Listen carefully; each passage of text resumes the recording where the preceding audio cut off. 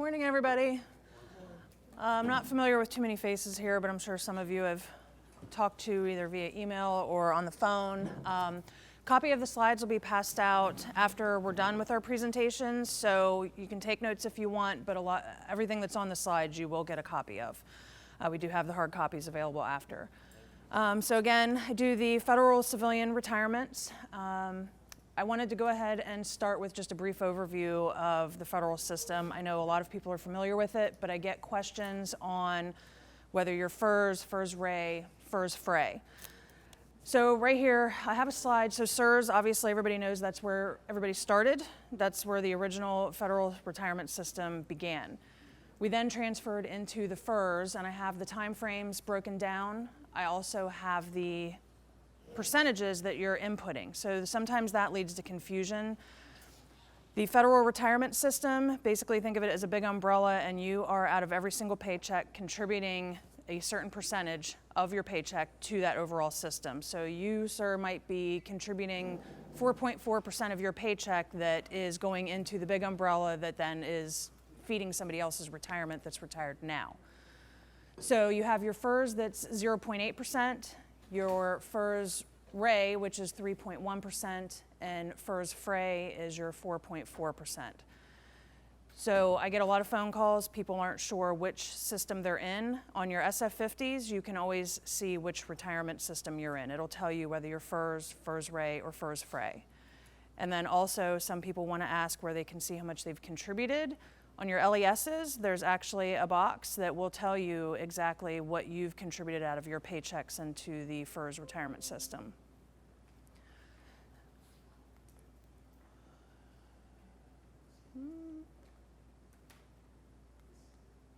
Doesn't want to work. There we go.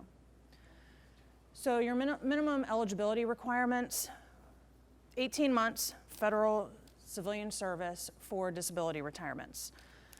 Non-disability retirement, you have to have 5 years of creditable civilian service to be vested. If you don't put in that 5 years of federal service, you aren't vested, which means you are not eligible for any type of retirement. Again, 18 months creditable civilian service for disabilities, so you see that a lot with our dual status technicians where they're militarily discharged for medical reasons. They have over that 18 months, and then they potentially qualify for a disability on the technician side as well, or on the federal civilian side. But the 5 years is the vested for non-disabilities. That means that at age 62, you will get something from OPM. With current regulations the way they are, if you've got 5 years and 1 day, you will collect from OPM for that 5 years and 1 day. Of course, there's no way for us to know right now how much that is, but that is an option. So anything above and beyond that just continues to add. And then you look at the other voluntary and optional retirements. So your federal civilian service, your creditability is going to be based on a few different factors. First, you need to make sure you're in a position that's covered under FERS, that you are seeing those FERS deductions come out of your paycheck. And any time prior to 1989, this becomes a source of contention. This is some information that not everybody knows. Time prior to 1989, most times you're seeing temp tech time, it is eligible for buyback. If you have temp tech time after that 1989 time frame, it's not eligible for buyback and is not going to count towards your FERS retirement. Then, of course, at the end, when you are ready to retire, any of your unused sick leave will add to your civilian service. So you basically, they have a conversion chart that you can find on opm.gov, and pretty much if you have 500 hours, that 500 hours of unused sick leave is going to convert to so many months and days, and then that adds to the service that you already have. The days fall off. I try to remind people, so if you end up with 10 years, 6 months, and 12 days, after everything's computed, that 12 days is going to drop off. You only will end up getting your computation based on the years and the months, not the days. Prior to 1989 information in the slides. Mm-hmm. Prior to 1989 information, is that noted in the slides? Yes. Okay, cool. Perfect. Thank you. Yes, the second point right there, federal service performed before 1989 that was not subject to FERS and a deposit was paid, that becomes part of your creditable service. Yep. Oops. So we usually just include this chart. Most people are familiar with their MRA, which is your minimum retirement age. Basically, you're just going to follow to your birth year, and it will go across and tell you your minimum retirement age. So at the minimum, so for me, born after 1970, there's no way I can retire prior to age 57.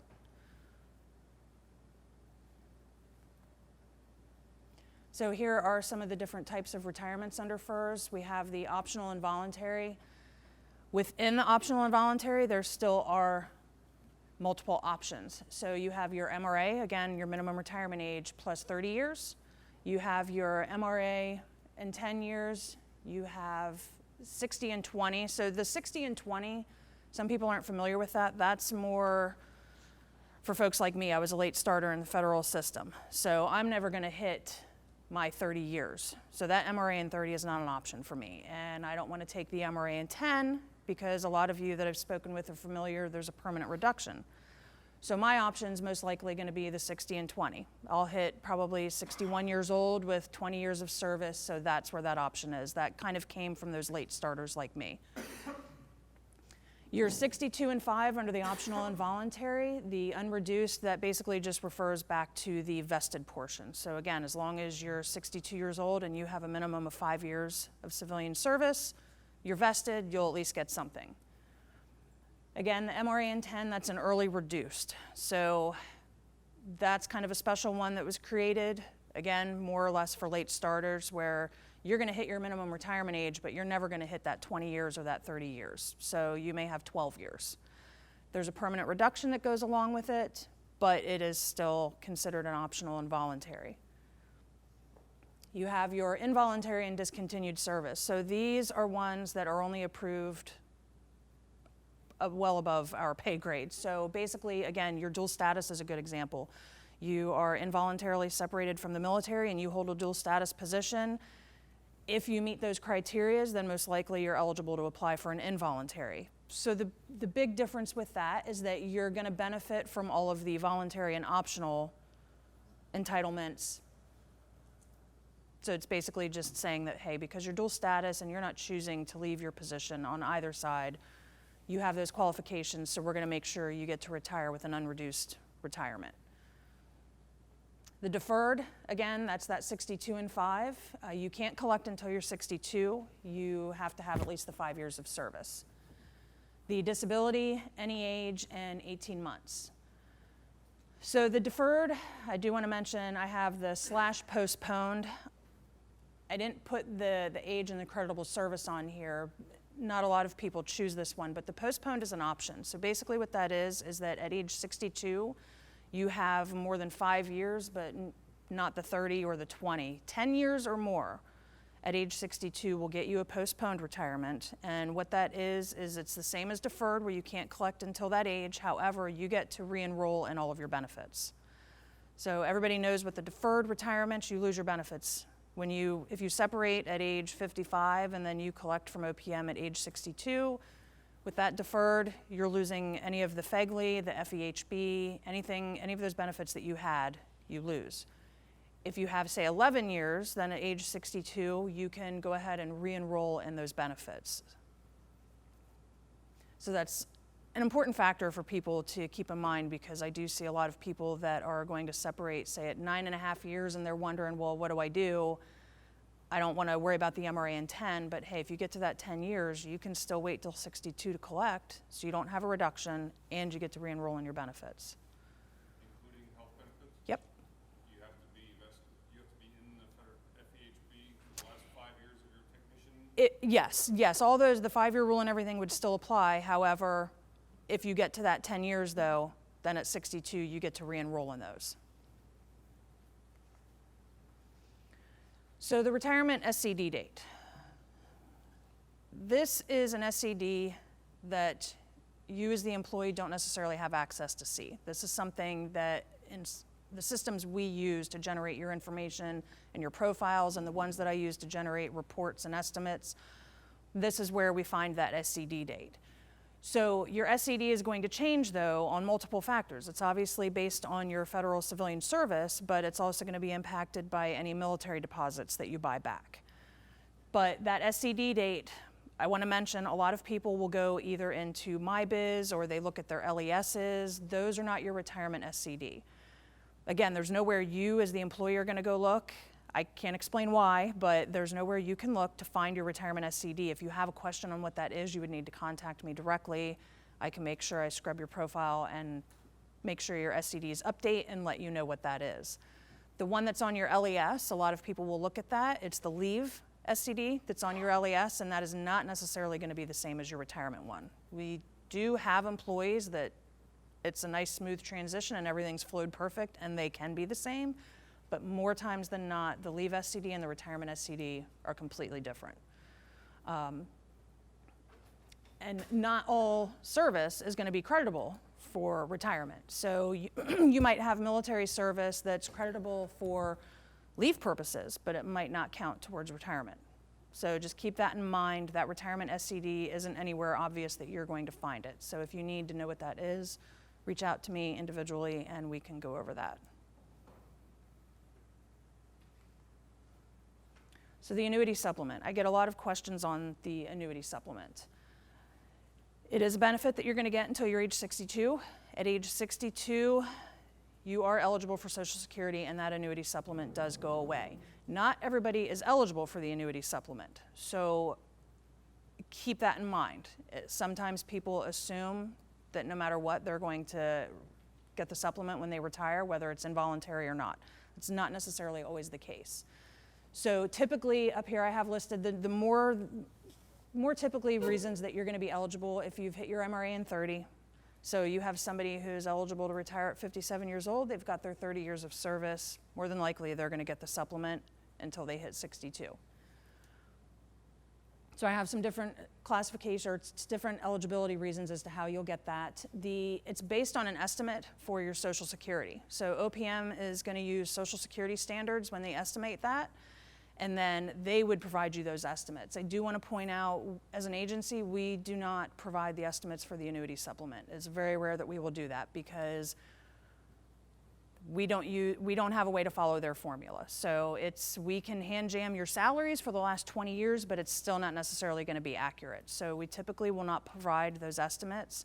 But when you're going through the retirement process, OPM and ABCC, Army Benefits Center, they will provide you that estimate. So there's just no way for us to provide you an accurate one, so we prefer to just avoid providing that estimate altogether. The supplement is going to be subject to an earnings test.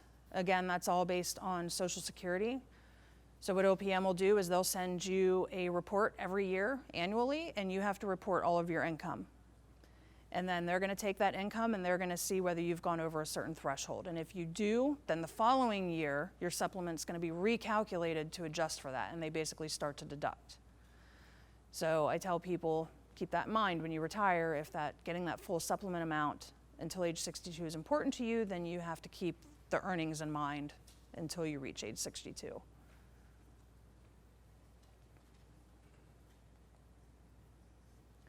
So just some bits about sick leave and annual leave.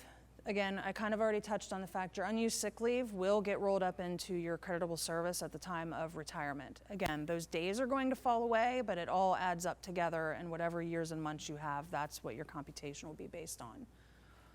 Again, there is a sick leave conversion chart out on OPM. It's very detailed. I have people ask me, well, I have 580 hours of sick leave. How much is that going to convert to? I have no idea.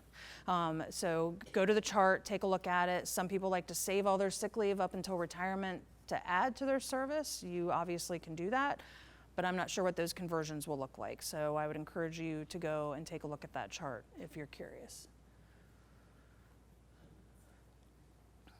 The annual leave. Anything that you have left will be paid in lump sum at the time of separation. Typically, it's on your final paycheck. I have seen it where sometimes it'll pay out on the following, or depending on the amount, I even saw a case where it was split. Part of it ended up paying on the final one, and then the rest of it came out on the other one. I like to warn people, the annual lump sum payout is usually federally taxed as a bonus. You're gonna see significantly more federal taxes taken out of that than you will your regular payroll. So I tell people be prepared for that. It's not going to, any annual leave you have, it's not going to do anything to your annuity. So again, a lot of people like to save up all of their leave in their last few years, but just be aware that annual leave will do nothing for either your creditable service or the dollar figure. Those are not going to change or flex based on your annual leave. We do encourage people to consider the annual, if you have enough that you're going to get that lump sum payout for your annual leave, maybe consider holding on to that and using that as a bridge payment between your final paycheck as an employee and your first retirement check. Sometimes there can be a lag with OPM, and it's kind of like a safety net for some people. So I'm not going to go over all of these. Again, you'll get a copy of the slides and you can take a look at them, but I just wanted to include a slide that goes over some of the basic computations. So the most basic one is going to be at the top. That's going to be your 1.0% times your years of service with your high 3 average salary. And then it goes down. I did include the special provision one because that is different for your air traffic controllers and your firefighters and your firefighters and law enforcement officers. That one is different. So I did want to include that just so people can see how that works out, because you get a certain percentage, up to a certain percentage, and then additional after that. So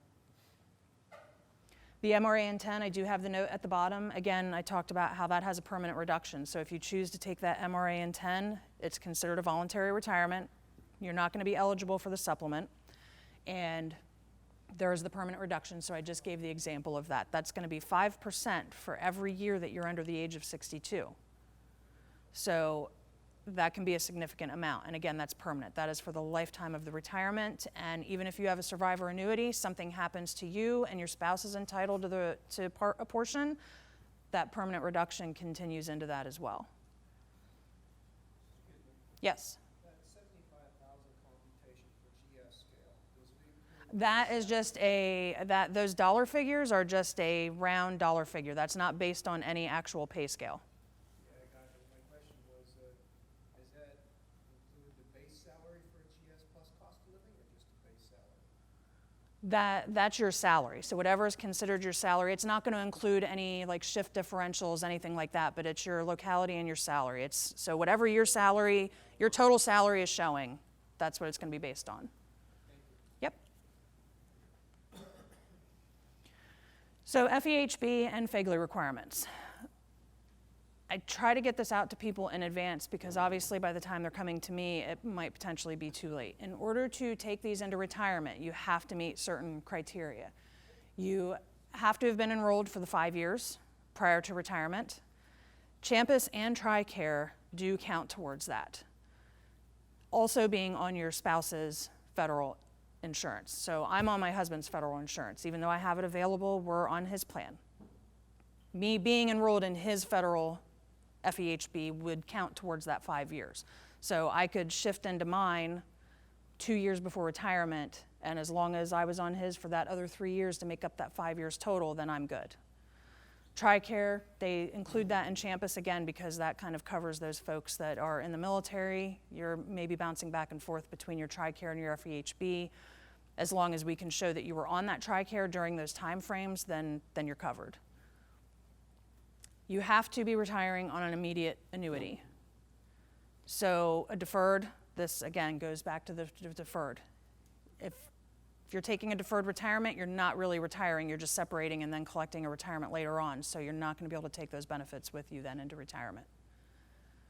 And then also, you have to be enrolled on the date of retirement. So you can't, so I guess in those military scenarios, you can't be on your TRICARE necessarily. You have to be currently enrolled in that program in order to take it into retirement with you. If you're not enrolled, you're not going to be able to take it with you.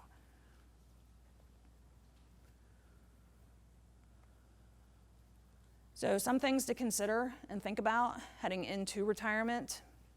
The survivor annuity, I try to encourage people not to wait until the last minute to consider this because some people get a little stressed trying to make those decisions at the last minute. The survivor annuity, the one thing I want people to keep in mind is that the FEHB and the survivor annuity for your spouse are linked. If you get rid of that survivor annuity, you're also getting rid of their entitlement to FEHB in the event that something happens to you. So that survivor annuity is there. You're basically going to pay a monthly amount out of every paycheck so that in the event something happens to you, they receive half of your paycheck. That's the standard. You can reduce it and you can eliminate it. In order for them to keep the FEHB linked to them, you can reduce it, but you cannot eliminate it. So you would either be able to maintain the normal, which is 50%, you could reduce it to 25%, or again, you can eliminate it. But again, I caution everybody on that, because if you eliminate that survivor annuity and something happens to you and they had no other insurance options, or something happens to the TRICARE system and that's no longer economically possible, that FEHB is not eligible for them to pull back.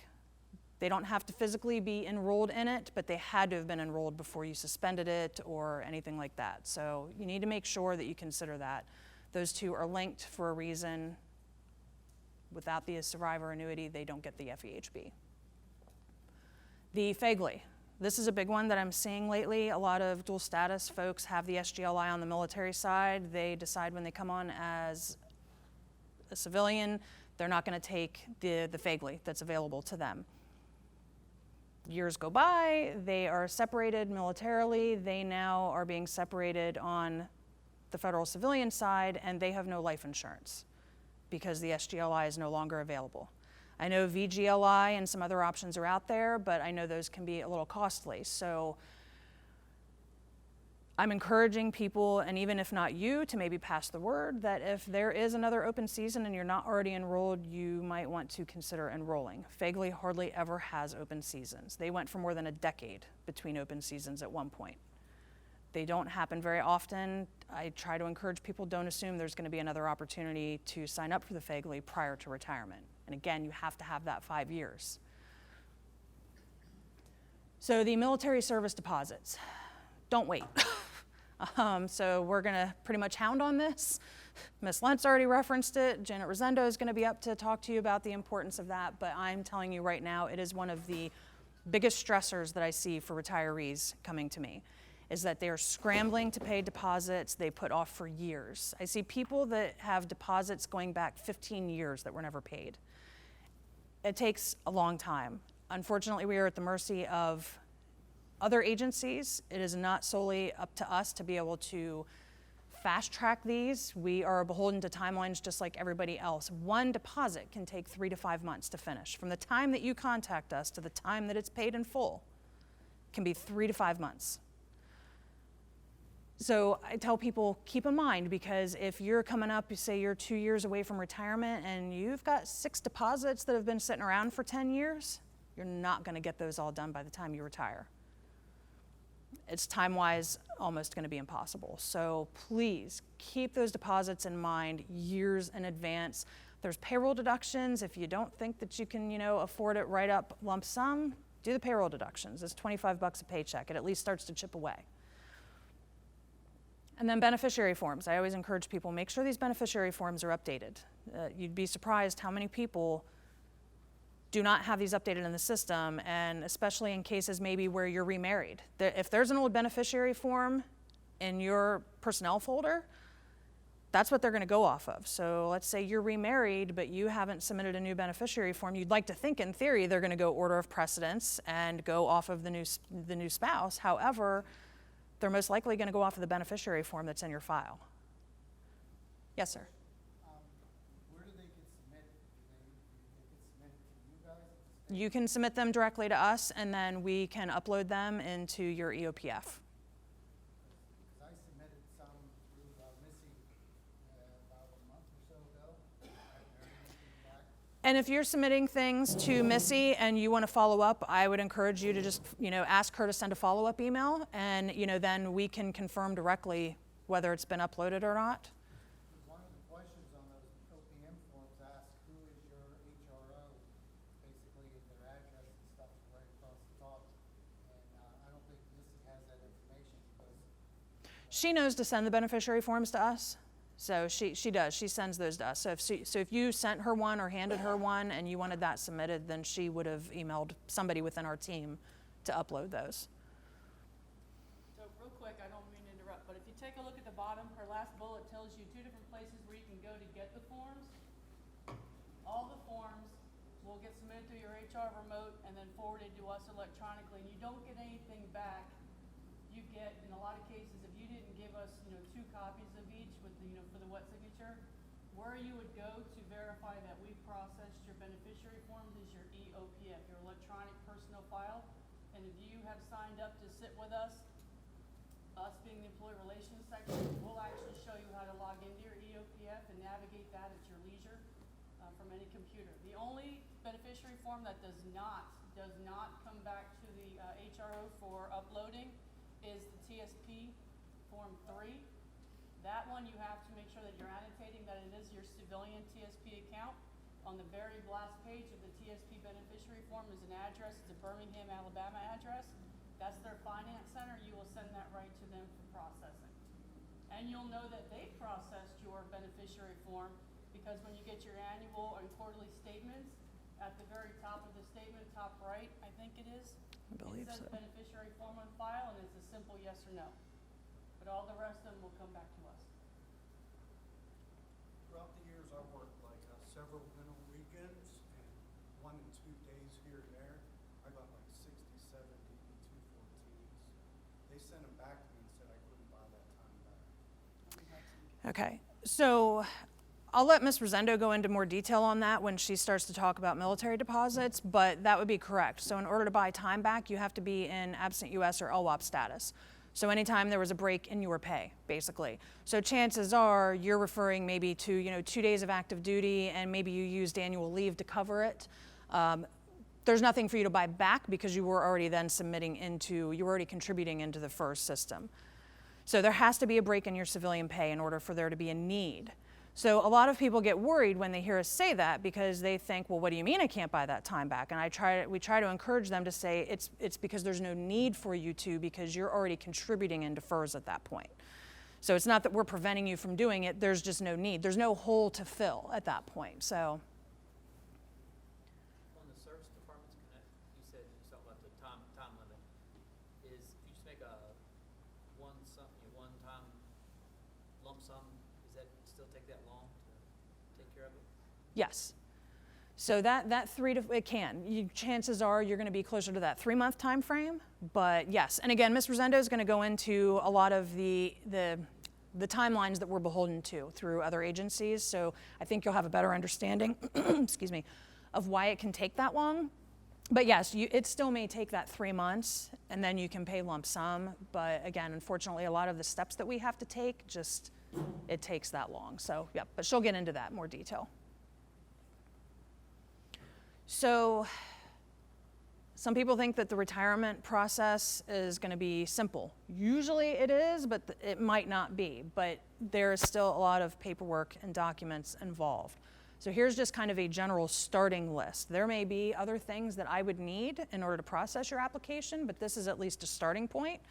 So you can see, I mean, there's a lot involved, and all of this has to be reviewed with tooth and comb to make sure that nothing's missing. So the intent to retire memo, we use that a lot for our voluntaries. We don't know that you want to retire unless you're submitting to us that you want to retire. And at that point, if you submit an intent to retire memo, which we typically will provide the employee, I would go in and scrub your record and confirm that you're eligible for the type of retirement you think you are. I'll be honest, there are those cases where somebody assumes they are eligible for something and they're not. There have been cases where we've had to tell people that assume they want to retire in 6 months, and I have to tell them, you're not eligible for another 2 years. Sometimes it's because a deposit wasn't paid. Sometimes they thought a deposit was paid, but it wasn't. It could be other reasons. Maybe they assumed that temp tech time counted, from 1994. There's a multitude of reasons, but again, don't assume. You can always reach out to me and ask, and I can do a quick scrub and let you know, hey, no, you're not in the foreseeable future, or yep, hey, get a hold of me in 6 months. So the HRO Form 35, that's an internal form that we use. Basically, we just drafted that to collect updated information. What's your address now? What's your address going to be in retirement? Because there's pieces of information we have to collect to make sure your application's accurate, because that's the goal, for your application to get to OPM and to be golden and not have OPM kick it back for any reason. The 1199A direct deposit sign-up form, that's self-explanatory. We just want that because we have to include your banking information. OPM does not provide your retirements on a paper check. You're either getting it direct deposited or it's getting uploaded to basically like a Visa card every month. The DD-214s, I want to get a little more detail on this one. So any military deposits that you have paid over the course of your time that are being counted towards your retirement have to have a DD-214, and it has to be copy 247 with an honorable characterization. If it does not meet all those steps, it's not going to count, and they will not count that time for you. So for example, you buy a 6-month period back, and you have a 214, it could be copy 2, but it might say uncharacterized, they won't take it. And if a DD-214 was issued, we are not allowed to use orders or statements of service or any other documents. So then you're going to have to work with your unit to get a 215. It's a process. So this is the other reason we tell people, you know, take a look at your documents throughout your military service. If you're getting that 214 after you did that 6 months of active duty, make sure it's characterized. Make sure it has all that information if you're looking at it to use as a military deposit. If you haven't bought time back with it, then it doesn't matter. I don't even need the 214. But if the 214 is submitted to me because you used it to buy back some military time, it has to have the characterization. And copy 1, we get that a lot, does not have the characterization, so they won't take it. And then your package is going to sit with me until you can get one. Paid in full letters for the military service deposits, just as important. You may have paid, but they're going to need the proof that you've paid, and everything has to match. So again, I encourage you throughout your career, be checking those documents. Make sure that if you bought that time back, and say you work with Ms. Rosendo and you pay back a military, you buy back a military deposit, and she gets you a paid in full letter, and you get it in the mail, check those dates, because I've also had instances where somebody at DFAS fat fingers one number. Instead of it being the 26th, they make it the 16th. It won't count. Your retirement gets put on hold until that paid in full letter gets fixed, and that can take a couple months. So again, keep looking at these things over the course of your career. Don't put these things off until you're close to retirement. Medical documentation, we only need that in the case of disability retirements. Same thing with the applicant statement of disability. The military 20-year letter, typically we're going to need that, especially if, say, you're 60 and you're retiring on the federal civilian side plus the military side. OPM needs to see what you've been eligible for and what you're receiving. It's on the application. We have to submit it. So just, you know, once you get that 20-year letter, I know some people might have gotten it 5 years ago, 10 years ago. Just keep a copy of it. Yes?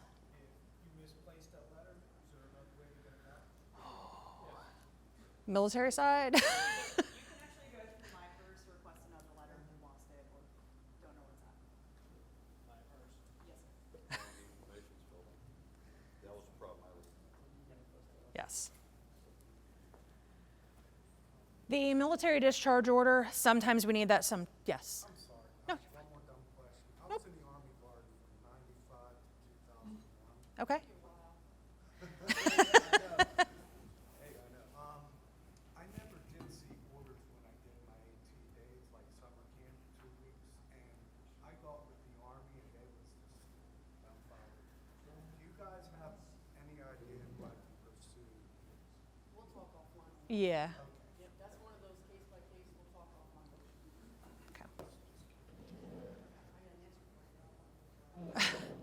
So the military discharge order, again, sometimes we need that, sometimes we don't. That's a case-by-case basis. So just, you know, if you're being separated from the military, just make sure you keep a copy of that discharge order in case I do need it at time of retirement. Divorce decrees. I don't need those unless your former spouse is entitled to something. You might as well just get it out of the way up front. I'll just say that. So if the former spouse is entitled to something,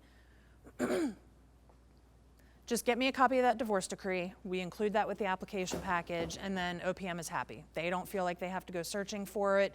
Your package, if it turns out somehow they know that you are divorced, and it sounds like we've had former spouses that'll call OPM and say, hey, my husband owes me something, and they'll say, well, we don't have anything on file, and then your retirement is going to come to a screeching halt until OPM figures it out. So again, it's all about that documentation. The more we have up front and the more I can submit with your application, the smoother things are going to go. But again, I only need that if the former spouse is entitled to something. If it was amicable and you guys went your separate ways and he takes his and she takes hers, I don't need it. It's only if they're entitled to benefits, a portion of the dollar figure, anything. Or if you have dependent children and you're required to have coverage for them, life insurance, anything like that, that's when the divorce decree is going to be mandatory. Marriage certificate, if you're still married, we need that. If you're going to include them on your benefits, the survivor annuity, we have to have that marriage certificate. Same thing for birth certificates with your dependent children and the spouse. If you're covering them on any type of insurances, we have to have those certificates. So again, at the bottom, I just have note most of those forms at the top portion of the list are going to be provided by us. So if you're going out voluntarily, reach out to me well in advance, 6, 8 months out in advance, and let me know, hey, I know I want to retire on December 31st. I'm going to send you these forms and say, great, here's the next steps. If you're going out involuntarily because of military separation, chances are I'm already tracking you and already aware, but it never hurts to reach out to me. If you have concerns or you think that's going to happen or you know you're on the books to be separated for some reason or another, reach out. It never hurts. I can either tell you, hey, we'll talk 6 months down the line, or yep, let's have a conversation now. So, how your military deposits are going to affect your retirement. Again, Ms. Rosendo is going to go into a lot of the details, but I just want to put out there that there's no downside to buying this time back. There's none. It's only going to add a positive impact. Again, that 20 years of service eligible for, let's see here, Title 10 military service, it's always going to be eligible. The Title 32 may or may not be. It's going to depend. So again, with those deposits, don't wait, because you may think something's eligible for buyback and you can swing it at the last minute, but that might not be the case. So the last point is the biggest one, and I'm going to show you here on the next slide in a minute how this works. So your absent U.S. time. You're in the military right now, you've been a technician for 10 years, but in between that 10 years, you've been going on and off of orders with an LWOP or absent U.S. status where you haven't been receiving your civilian pay. So you've got these holes, that 10 years that you've been on the books as a federal employee. If you've been deployed for, say, 3 of that total, you really only have 7 years as a federal civilian, not 10. You have to buy that time back in order to fill that gap and actually have that 10 years. It can make a big impact come time for retirement. So the last slide I'll leave you with is some numbers. So 2 different scenarios. In each one, you'll see the one side where they have not paid their deposit and then where they have paid their deposit. So in the first figure, you're going to see they didn't really significantly impact the dollar amount. They're getting an extra $50 a month. However, if you look at the age that they can retire is where that makes a big difference for that person. When they weren't buying their time back, they were going to have to wait until they were 60 to be eligible to retire. They filled that hole and bought that time back, and they're going to be eligible to retire 3 years earlier now. So their annuity went up a little bit, but they now get to go have some fun 3 years sooner and not have to wait till they're 60.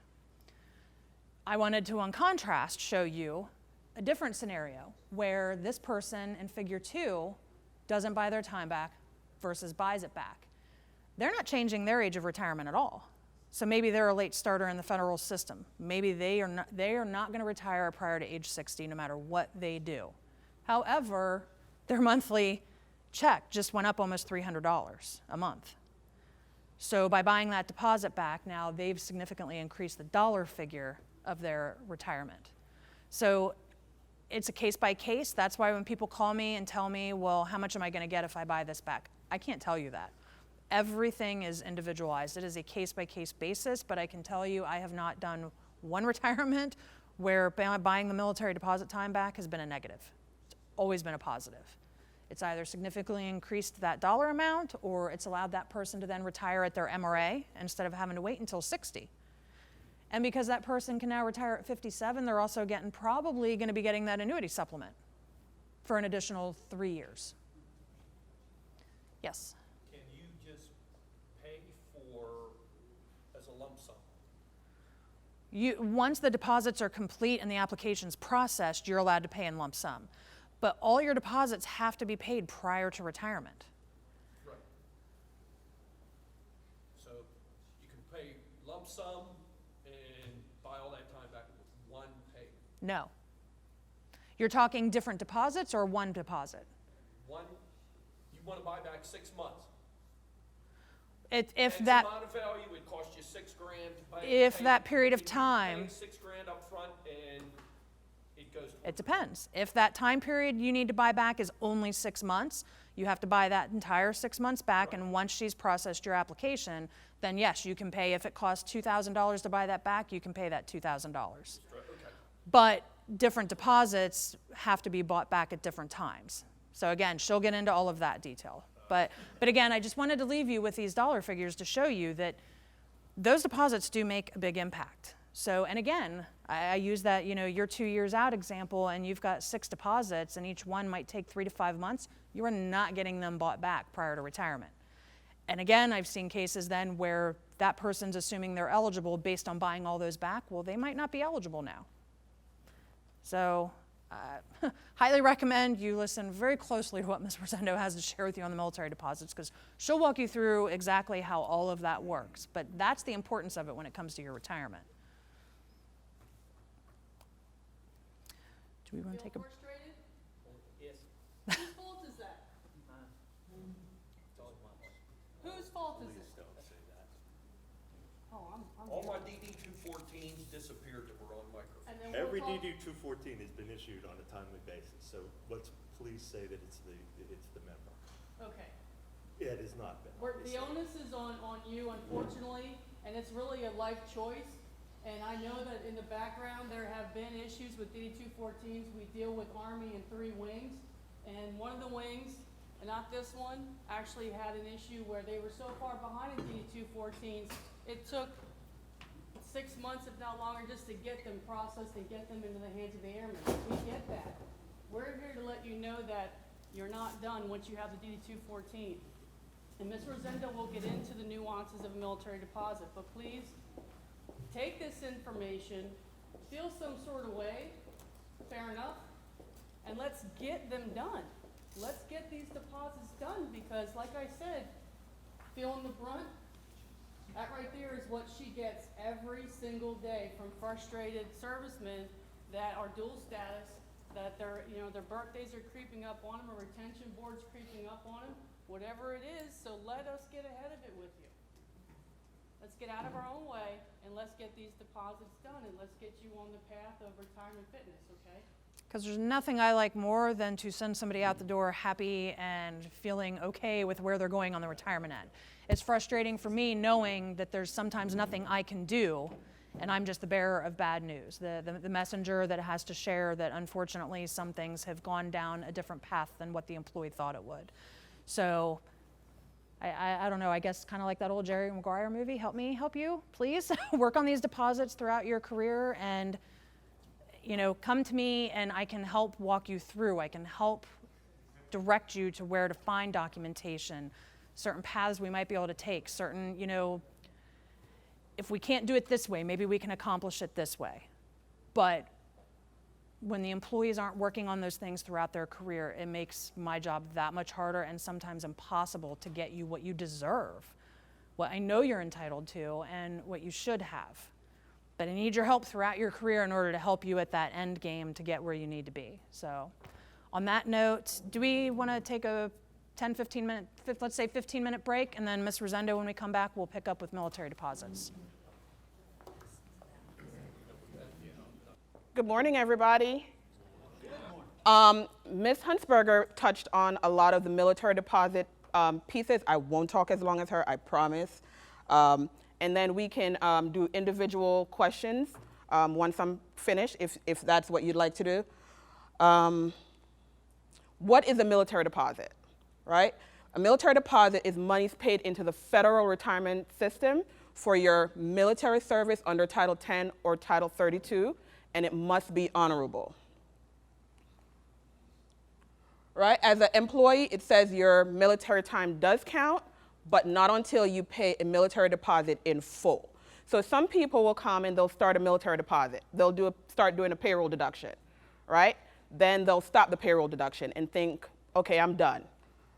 You still have to pay it in full in order to get credit for retirement. She had also touched on the 5-year cumulative period. So, for example, you're working in the federal job for 2 years, right? You have 3 years active duty time. You bought that 3 years time back. How much time do you have? 2, right? So once you hit that 5 years, that 3 years is added on, and now you're 8. Understood? All right. So prior to 1957, their military service on or after 1957 is your post-56 military deposit. You guys know it as Title 10. And periods under uniform service, the USERA, are the 2 periods of service that you can buy back.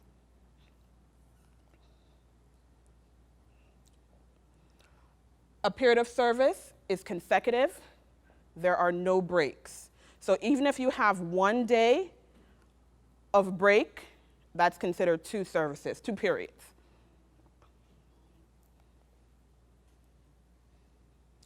What's the criteria for military service deposit? It must be Title 10 or Title 32, and it must be honorable. So for Title 10, your Title 10 time can be prior to your civilian employment, and that is your active duty time if you were Navy, Marine, Air Force, Army, whatever. And your Title 32 are your NCO schools, your service schools, your officer, and that falls under Title 32. They all must be honorable, right? It can't be dishonorable. It can't be uncharacterized, as Ms. Huntsberger said. It has to state honorable on your DD-214s. It's normally copies 2, 4, or 7 that I need of your DD-214s. Service that's not creditable. The clemency discharge is the same as a neutral discharge.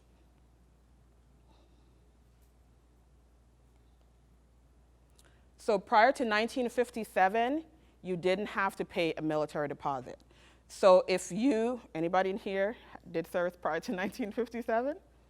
No. Yes? So you don't have to pay a deposit for that. That's automatic. It's free of charge.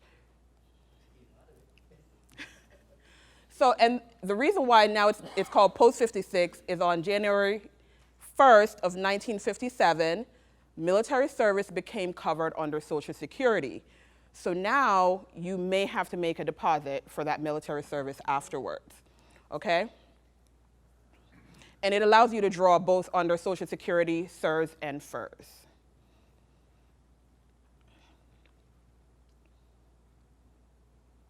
For your post-56 military deposit, you don't have to buy it back when you come on first time. You can buy it back at any time during your civilian employment. So if you've been here for 10 years, like me, and still haven't bought your time back and you said, now I want to buy my Title 10 time back, you can do that at any point. The amount of the deposit is 3% of your military basic pay plus interest. Your interest starts accruing after year 2. You start paying on that interest at year 3. And the interest varies year to year. So if you ask me how much is the interest this year, I couldn't tell you. Do you know how much it is? OPM, right. OPM will have the interest rates, but it varies every single year. So under USERA can be either Title 10 or Title 32. So Ms. Huntsberger touched on, if you make a deposit, then you get credit for eligibility, and she can do your computation when it comes time for retirement.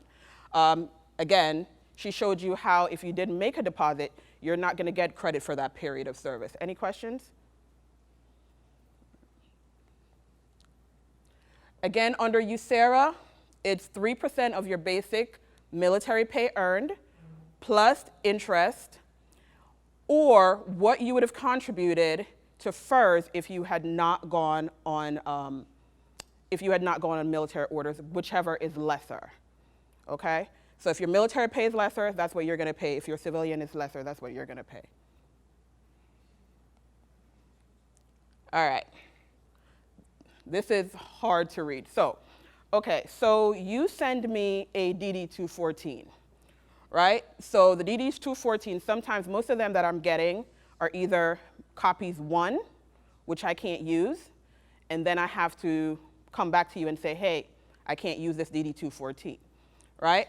So if the DD-214 is clean and there is nothing wrong with it, it's 2, 4, or 7, it's characterized, it's honorable, then what I will do is I'll scrub your records to make sure that that time period is eligible for buyback, okay? So I'll go in your EOPF, make sure that period is credible, make sure it's Title 10 or Title 32, and I will have to send for your earnings from DFAS. It takes me approximately about 2 weeks to do a scrub and send for your earnings from DFAS. DFAS, it takes them 30 working days to just review an application. So that already there is 6 weeks. So it takes 30 days for them to review an application. It takes another 14 days for them to send me that letter, right? So once I get that letter from them, I'll go in and I plug your numbers in. I'll automatically send you an MSD worksheet. I'll send you a payroll deduction form, and I will submit your application for you. Again, once I submit an application, it takes DFAS another 30 days to review that application, right? So once they review that application, they will send you, the member, a letter saying, hey, this is how much you have to pay, right? Once you get that letter, you can do one of two things. I already sent you a payroll deduction. You can send me that payroll deduction at any time. I can submit it at any time. But you also have the option to go online to do your payments at pay.gov, or you can do a lump sum payment in the form of a check. And that letter will have all that information. But if for some reason you don't have that, you can always contact me and say, hey, you know, I didn't get a letter, or I don't know the address, or whatever it is. However, you want to make sure that you keep that letter because it has a payroll identification number that is specific to you. So once you go online to make that payment, you need that payroll identification number, okay?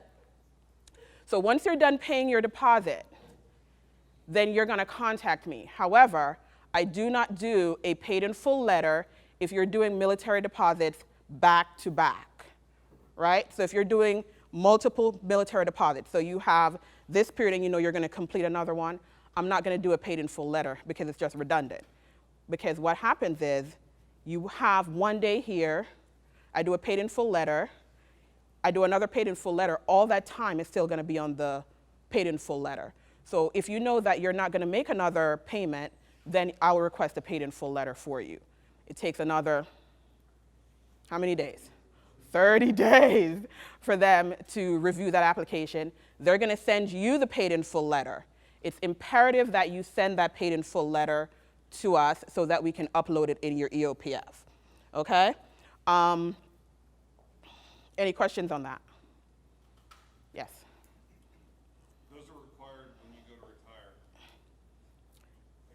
The 214s and the paid in full letters, according to the slide that was on before, those are required along with your birth certificate, your marriage license, your divorce decree, all that stuff. Yes.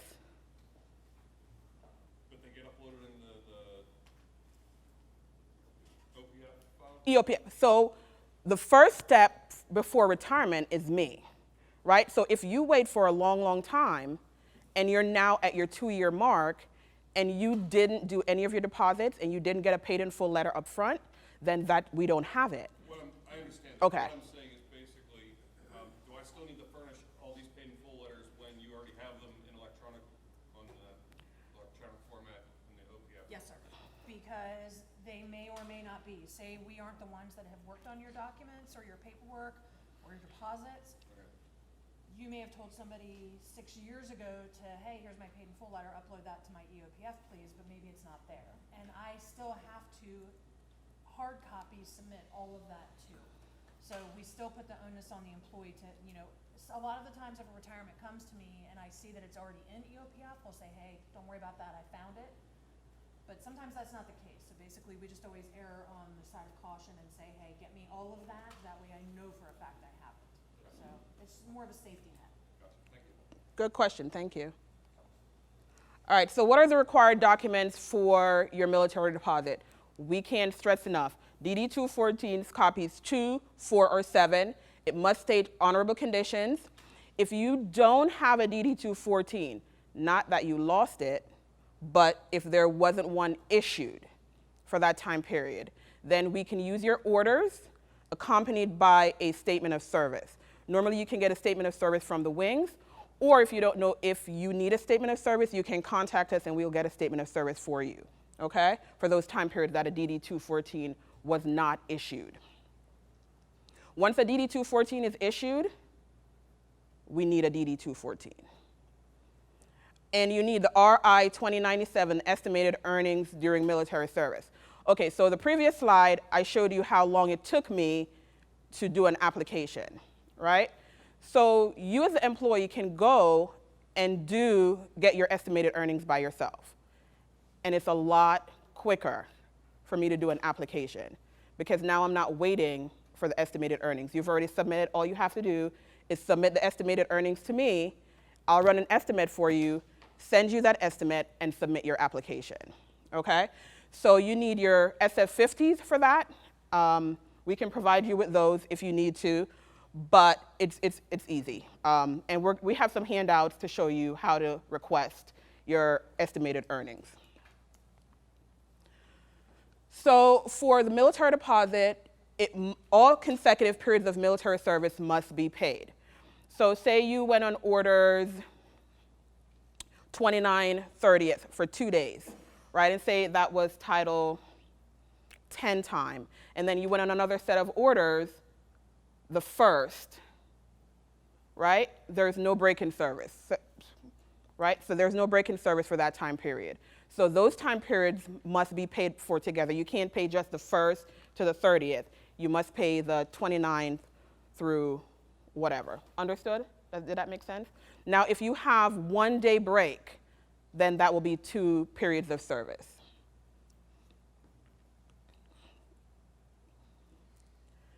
If you're missing SF50s for your military service deposits, payroll, you can use your payroll your LESs.